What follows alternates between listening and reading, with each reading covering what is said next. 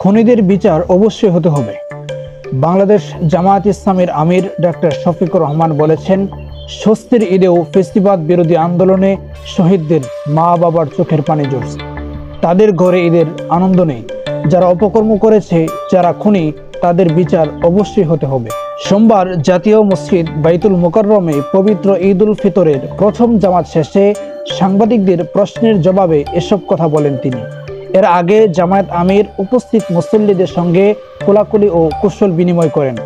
জামায়াত ইসলামীর আমির বলেন, দীর্ঘ 16 বছর পর আল্লাহ তাআলার অশেষ মেহেরবানিতে আজকে ভিন্ন একটা মোড়কে ঈদ উদযাপন করতে যাচ্ছি। এজন্য আল্লাহ তাআলার শুকরিয়া, যাদের ত্যাগ ও কুরবানির বিনিময়ে, জীবন এবং আহত ও পঙ্গু হওয়ার বিনিময়ে আজকের আমাদের এই ঈদ। মাবুদের দরবারে দোয়া করি, যারা নিহত হয়েছে আল্লাহ যেন তাদের শহীদ হিসেবে কবুল করেন, আর যারা আহত হয়েছে এবং পঙ্গু হয়েছে আল্লাহ তাআলা যেন তাদের দ্রুত সুস্থতা দান করেন।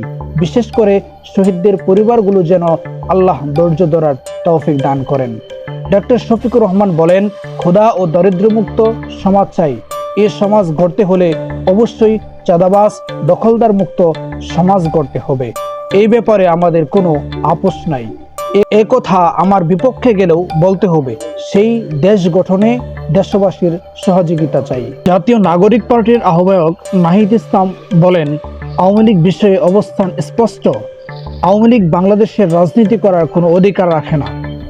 আওয়ামী লীগ বাংলার মাটিতে আর রাজনীতি করতে পারবে না। সোমবার সকালে রাজধানীর জোরাইন কবরস্থানে জুলাই গণঅভ্যুত্থানে শহীদদের কবর জিয়ারত শেষে তিনি এসব কথা বলেন। তিনি বলেন, 5 আগস্ট আওয়ামী লীগ এবং মুজিববাদের বিরুদ্ধে জনগণ রায় দিয়েছে।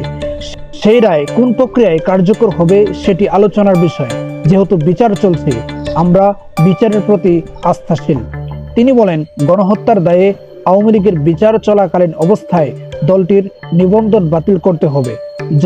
জাতীয় নাগরিক পার্টি সবসময় জুলাই গণঅভ্যুত্থানে নিহত ও আহতদের পাশে থাকবে।